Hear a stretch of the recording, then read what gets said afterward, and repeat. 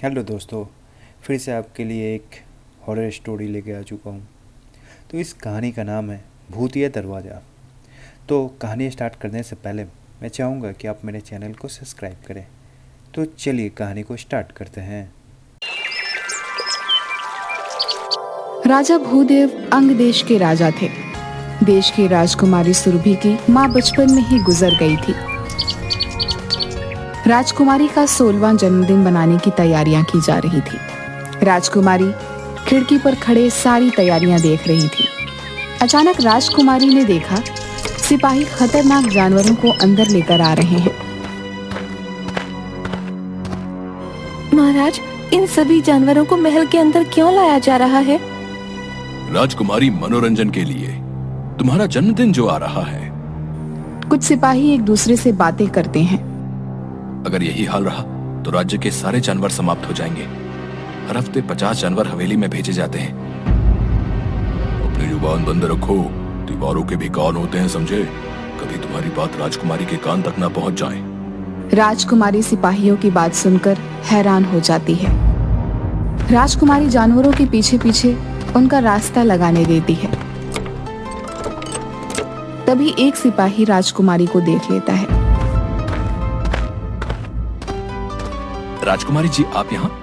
महाराज के सख्त निर्देश हैं कि आपको यहाँ न आने दिया जाए।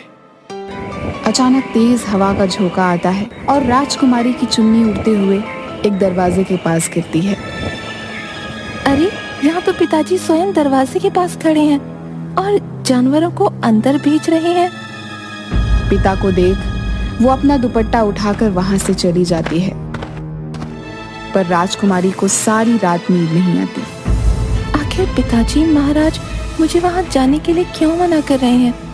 वो मुझे इस राज से दूर क्यों रखना चाहते हैं? आखिर इस दरवाजे का राज है क्या?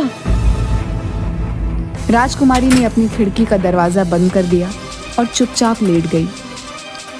तभी महल की सबसे पुरानी और सबसे बूढ़ी दासी त्रिजटा उसके कमरे में आ गई। ओ मेरी प्यारी राजकुमारी, आज इतनी उदास क्यों लग रही हो? तुम्हें पता है, मैंने तुम्हारी माँ को भी पाल पोस कर बड़ा किया था, इसलिए मुझे अच्छी तरह से पता है कि तुम बड़ी परेशान हो। दादी माँ, क्या आप मेरे प्रश्नों का उत्तर दे सकती हैं? राजकुमारी, अगर तुम चाहो तो वो प्रश्न मुझसे पूछ सकती हो, लेकिन अगर उन्होंने पिताजी को बता दिया तो मेरे लिए बहुत बड़ी मुश्किल खड़ी हो जाएगी। अब नहीं दादी माँ, मेरे मन में किसी प्रकार का कोई प्रश्न नहीं। अगले दिन सुबह राजकुमारी महाराज के पास जाती है। उसे उदास देखकर महाराज उससे पूछते हैं, बेटी, बड़ी उदास लग रही हो। आज तो पूरे राज्य में तुम्हारा जन्मदिन मनाया जा रहा है और तुम खुश नहीं हो। लगता है रात भर सो नहीं पाई। पिताजी, आखिर उस दरवाजे का क्या रहस्य है? बेटी, आज तुम्हारा 16वां जन्मदिन है। आज मैं खुद ही तुम्हें वो राज बताने वाला था। सुनो बेटी, ये लंबी कहानी है। जब तुम्हारी माँ गर्भवती थी तो हम दोनों जंगल घूमने गए। तभी हमें वहां अचानक एक बहुत खूबसूरत स्त्री दिखाई दी। वो बोली, महाराज, मैं चित्रांगदा हूँ। मुझे प्रथम दृष्टि में आपसे प्रेम हो गया है। आपसे विवाह करना चाहती हूँ। मैं विवाहित हूँ और अपनी पत्नी से प्रेम करता हूँ। महाराज, अपना भला चाहते हैं तो आपको मुझसे विवाह करना ही होगा। इस साधारण स्त्री के लिए आप मुझे नहीं ठुकरा सकते। तो तुम नहीं मानोगी? मुझे नहीं लगता तुम कोई स्त्री हो, क्योंकि स्त्री के खूबसूरत शरीर में काला मन नहीं हो सकता। अभी मैं तुम्हें तुम्हारे असली रूप में लाता हूँ। महाराज अपने पवित्र रुद्राक्ष की माला का एक रुद्राक्ष उस स्त्री के ऊपर फेंक देते हैं और ऐसा करते ही वह अपनी असली बदसूरत और भयंकर रूप में आ जाती है। सही पहचाना।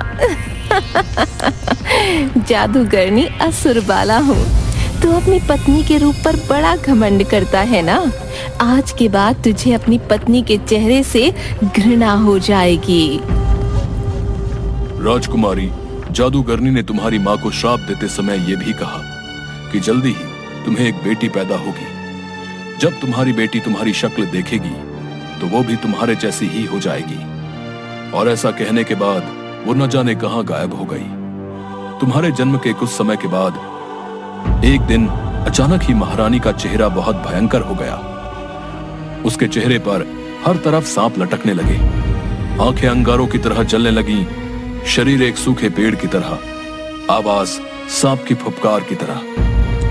यहां तक कि वो किसी भी जीवित पशु पक्षी या इंसान को खाती है और प्यास लगने पर रक्त पीती है।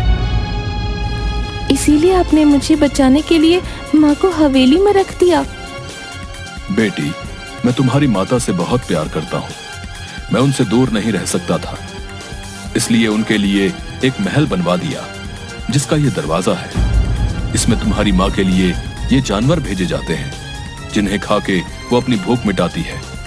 राजकुमारी अपनी माँ की यह कहानी सुन बड़ी उदास हो गई और बोली, पिताजी महाराज, क्या माँ के श्राप का कोई तोड़ नहीं? हाँ बेटी, तोड़ है। कुछ वर्ष पहले जब मैं जंगल में शिकार की तलाश में था तो मुझे वो जादूगरनी फिर से मिली। वो मरने वाली थी और शर्मिंदा थी। उसने मुझे तुम्हारी माँ को इस शाप से हमेशा के लिए मुक्त होने का इलाज बताया। तो आपने इतने दिन तक किसी को बताया क्यों नहीं? बेटी, उसने कहा था ये इलाज मैं सिर्फ जब तुम 16 वर्ष की हो जाओ तो पहली अमावस पर इस श्राप को तोड़ा जा सकता है। अगर मैं तुम्हें पहले बताता तो मैं भी श्रापित हो जाता। आज मैं 16 वर्ष की हो गई हूँ। कृपया मुझे बताएं कि मैं अपनी माँ को वापस कैसे उस श्राप से आजाद करवा सकती हूँ। हाँ मेरी बच्ची, आज तुम्हारा 16वां जन्मदिन है और कल अमावस। कल ही के दिन तुम्हें उस मायावी दरवाजे से अंदर जाना होगा। वहां पर तुम्हारे साथ भयानक घटनाएं होंगी, पर तुम किसी से भी मत डरना। पिताजी महाराज, मैं माँ के साथ ही वापस आऊंगी, आप विश्वास रखें। राजकुमारी, सोच लो, तुमको केवल 2 चीजों का ध्यान रखना है, अपनी नेकी और बुद्धि। इनका साथ कभी नहीं छोड़ना। अगर इन दोनों का इस्तेमाल किया तो तुम माँ तक जरूर पहुंच जाओगी। क्या माँ मुझे पहचान लेंगी? राजकुमारी, जादूगरनी ने तुम्हारे लिए हर कदम पर चुनौतियां रखी हैं और ये चुनौतियां तुम्हें ही पार करनी होंगी, तभी तुम्हें आगे का रास्ता मिलेगा। आखिर में अपनी माँ के अंदर ममता जगाने में अगर तुम सफल रही तभी महारानी वापस असली रूप में आ पाएगी। बेटी, तुम्हें सबसे पहले सोनगिरी की पहाड़ियों में जाकर एक जादुई गुफा में रहने वाले एक तपस्वी बाबा से एक जादुई किताब लेनी होगी। उस किताब में ही तुम्हें माँ को ठीक करने का रास्ता मिलेगा। मुझे सिर्फ इतना ही पता है, आगे क्या होगा वो तुम्हें खुद पता करना होगा और ये काम तुम्हें अकेले ही करना होगा। अपना ध्यान रखना और खुद पे भरोसा रखना। ये लो, ये रुद्राक्ष की माला, ये तुम्हारी रक्षा करेगी। खुद पर भरोसा रखना बेटी। इस दुनिया में कुछ भी ऐसा नहीं जो हम नहीं कर सकते। आप चिंता मत करिए पिताजी महाराज, मैं आपकी बातों का ध्यान रखूंगी। अपना आशीर्वाद दीजिए पिताजी महाराज। इसके बाद राजकुमारी सोनगिरी की पहाड़ियों में गुफा की तलाश में निकल जाती है। थोड़ी देर चलने के बाद उसे एक तालाब दिखाई देता है। काफी थक गई हूँ, थोड़ा बैठ जाती हूँ। वहाँ एक तालाब है, वहीं जाके थोड़ा आराम कर लेती हूँ। इसके बाद राजकुमारी तालाब के पास जाके बैठ जाती है। तभी एक हिरन थोड़ी दूर पर घायल पड़ी होती है, जिसके पास तालाब से एक मगरमच्छ धीरे धीरे उसे खाने के लिए आगे बढ़ रहा था। यह देखकर राजकुमारी तुरंत उस हिरन के पास भाग के जाती है और उस मगरमच्छ के सामने जाकर खड़ी हो जाती है। तुम चिंता मत करो, मेरे होते हुए ये मगरमच्छ तुम्हें कोई नुकसान नहीं पहुंचा पाएगा। इसके बाद राजकुमारी उस मगरमच्छ को मार देती है। तभी मगरमच्छ एक सुंदर कन्या में बदल जाती है। आप कौन हैं? मैं जल की देवी हूँ। एक बार एक तांत्रिक ने मुझे इस मगरमच्छ के रूप में कैद कर दिया ताकि वो इस तालाब के जादुई जल के साथ जो चाहे वो कर पाए। ये वन कोई साधारण वन नहीं, इस वन को देवराज इंद्र ने यहाँ के राजा को दिया था तोहफे में। इस वन की हर चीज जादुई है। अब वो तांत्रिक अपनी मनमानी नहीं कर पाएगा। तुम्हारा बहुत बहुत धन्यवाद राजकुमारी। बताओ मैं तुम्हारी कैसे मदद कर सकती हूँ? इस वन में एक गुफा है जहाँ एक तपस्वी बैठते हैं, उनसे मुझे उनकी जादुई किताब लेनी है। वो किताब तो लोगों को उनकी मंजिल दिखाती है, इस उम्र में भला तुम्हें तुम्हारी कौन सी मंजिल जाननी है? जल देवी, मुझे अपनी माँ को बचाना है। एक जादूगरनी के श्राप से वो एक राक्षसनी में बदल गई हैं। उनकी मुक्ति के लिए मुझे उस जादुई किताब तक पहुँचना ही होगा। तुम्हारी वजह से इस कैद से मैं आजाद हो पाई हूँ, इसलिए मैं तुम्हें गुफा तक पहुँचाऊंगी। उस गुफा का रास्ता इसी तालाब से होकर जाता है। वहाँ तक सही सलामत पहुँचने में ये जलरथ तुम्हारी सहायता करेगा। मैं तुम्हारी कामयाबी के लिए प्रार्थना करूंगी। जाओ, तुम्हारी यात्रा सफल हो। इसके बाद राजकुमारी उस जलरथ में बैठकर तालाब के अंदर चली जाती है। थोड़ी देर बाद वो गुफा तक पहुंच जाती है। इसके बाद जलरथ से उतरकर राजकुमारी गुफा के अंदर चली जाती है। वहां राजकुमारी को एक छोटी सी मछली के पंखों पे एक कांटा फंसा हुआ दिखता है। राजकुमारी जैसे ही उसके पंखों से वो कांटा निकालती है। आपका बहुत बहुत धन्यवाद राजकुमारी। इस कांटे की वजह से मैं अपने अपनों से पीछे छूट गई थी, लेकिन अब मैं उनके पास वापस जा सकूंगी। धन्यवाद राजकुमारी। वैसे आप यहाँ क्या कर रही हैं? इस जगह तो इंसानों को आए सालों बीत गए। मुझे यहाँ जो तपस्वी रहते हैं ना, उनसे मिलना है। उनके पास जो जादुई किताब है वो मुझे चाहिए। जादुई किताब? वो भला क्यों चाहिए तुम्हें? ओह, तो तुम्हें अपनी माँ को बचाने के लिए जादुई किताब चाहिए।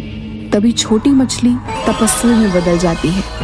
मैं तुमसे खुश हुआ बेटी। तुम इस किताब से कोई भी एक सवाल पूछ सकती हो, उसके बाद ये किताब अपने आप गायब हो जाएगी। आपका बहुत बहुत धन्यवाद बाबा। आखिरकार मैंने अपनी पहली मंजिल पार कर ही ली है। जादुई किताब, मुझे बता, मैं अपनी माँ को उस जादूगरनी के श्राप से कैसे आजाद कर सकती हूँ? इस श्राप से मुक्ति तभी मिलेगी जब कोई जंगल की आत्मा की मणि को महारानी के माथे के बीचों बीच लगा दे। इससे महारानी अपने असली रूप में आ जाएगी। इसके बाद राजकुमारी उसी जलरथ में बैठकर वापस आ जाती है।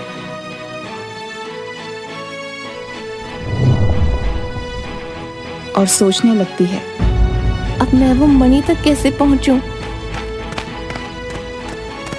राजकुमारी को वही हिरन दिखता है जिनके प्राणों की रक्षा राजकुमारी ने उस मगरमच्छ से की थी। आप इतनी उदास क्यों हैं? तुम भी बोल सकती हो। आप भूल गईं, ये वन जादुई है। यहाँ सब बोल सकते हैं। इसके कण कण में जादू है। सब जादू है, हर जगह जादू है। आप इतनी परेशान क्यों हो राजकुमारी?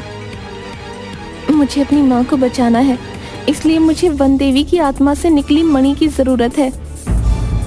पर समझ नहीं आ रहा कि वहाँ तक कैसे पहुँचूं। मैंने तो कभी माँ को देखा तक नहीं है। न जाने कैसी होंगी वो उस हालत में। काश मैं अपनी माँ को बचा पाऊं।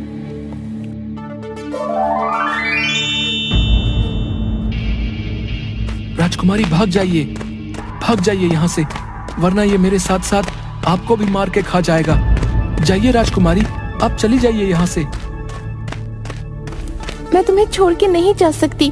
तुम यहाँ से जाओ, मैं इसका ध्यान भटकाती हूँ। उतने में तुम भाग जाना, ठीक है?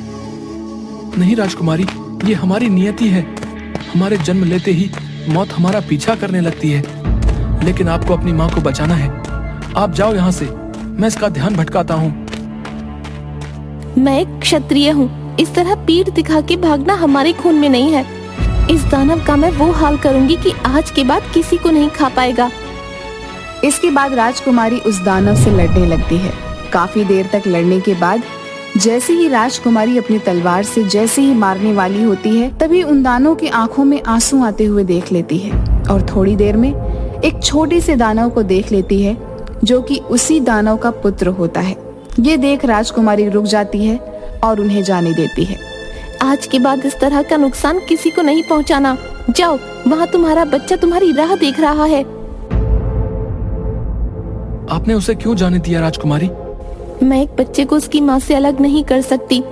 आज जब खुद तरस रही हूँ तो भला यही दर्द मैं किसी और को सहने कैसे दे सकती हूँ? तुम सच में बहुत दयालु हो। तुमसे मिलना मेरी खुशकिस्मती है राजकुमारी। तुम भी कैसी बातें कर रही हो। चलो अपना ध्यान रखो, और हाँ, ध्यान से देखकर बाहर निकलना, समझी? मैं चलती हूँ, अभी लंबा सफर तय करना है। वो तो ठीक है, लेकिन अगर तुम चली गई तो ये मणि कौन ले जाएगा? मतलब? तभी हिरन वन देवी में बदल जाती है। मैं तुम्हारे आने का उद्देश्य पहले से ही जानती थी, लेकिन मैं देखना चाहती थी कि तुम मेरी आत्ममणि लेने के लिए काबिल हो भी या नहीं। ये सब एक छलावा था तुम्हें परखने के लिए। मुझे पहली बार अपनी आत्ममणि देने में खुशी हो रही है। तुम अपने उद्देश्य में सफल हो, मेरी यही दुआ है। मैं बहुत प्रसन्न हूँ तुमसे। लो, ले जाओ इसे। तभी वन देवी अपनी शक्तियों से अपनी आत्ममणि को राजकुमारी को दे देती है। आपका ये एहसान मैं कभी नहीं भूलूंगी वन देवी। जाओ पुत्री, काम खत्म होने के बाद ये पुनः मेरे पास लौट आएगी। अब जाओ, देर मत करो।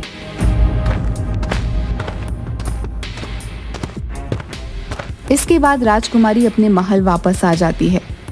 तुम आ गई बेटी। आपके आशीर्वाद से मैं माँ को ठीक करने का उपाय भी ले आई हूँ। अब बस महल के उस कमरे में जाकर माँ को बचाना है। हाँ बेटी, भगवान तुम्हारी मदद करेंगे। इसके बाद राजकुमारी उस कमरे में चली जाती है। राजकुमारी हवेली के दरवाजे अंदर चली जाती है।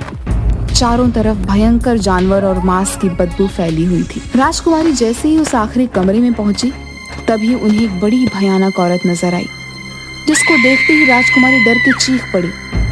कहीं ये औरत तो मेरी माँ नहीं? मैंने इतना भयानक चेहरा कभी नहीं देखा था। डरी हुई राजकुमारी ने अपने आप को संभाला। वह औरत राजकुमारी को खाने के लिए आगे बढ़ी और मुंह से सांप की फुफकार निकालने लगी। माँ, आप मुझे खाना चाहती हैं? मेरे लिए सौभाग्य की बात होगी माँ, अगर मैं आपका भोजन बन पाऊँ, आपका अंश आप में ही समाहित हो जाए। मेरा अंश? तुझ जैसी खूबसूरत राजकुमारी मेरा अंश नहीं हो सकती। नहीं माँ, पहचानो, मैं आपकी ही बेटी हूँ। बेटी? मेरी बेटी? हाथ में तलवार लेकर मुझे मारना चाहती है? माँ, एक बार मुझे गले से लगा लो, तुम्हें सब याद आ जाएगा।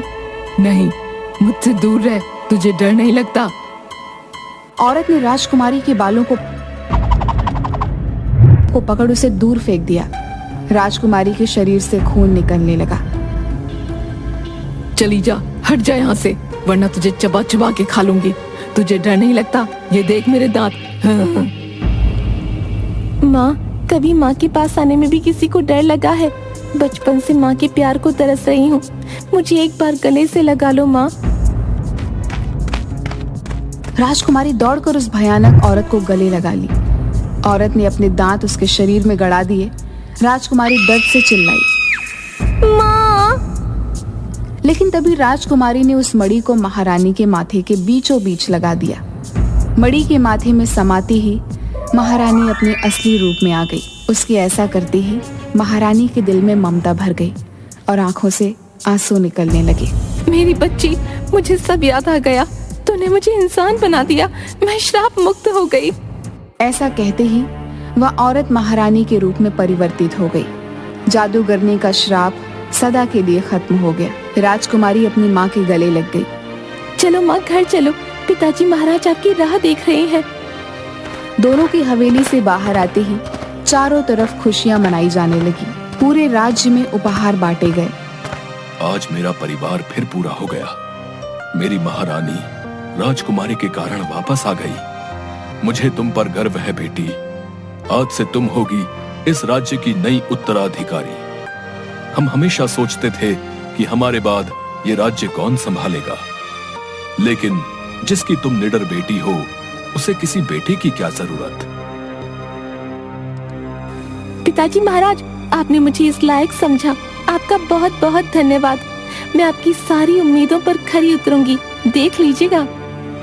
राजकुमारी के साहस के कारण हवेली के खूबसूरत दरवाजे को हमेशा के लिए खोल दिया गया और राजकुमारी अपने माता पिता के साथ खुशी खुशी महल में रहने लगी।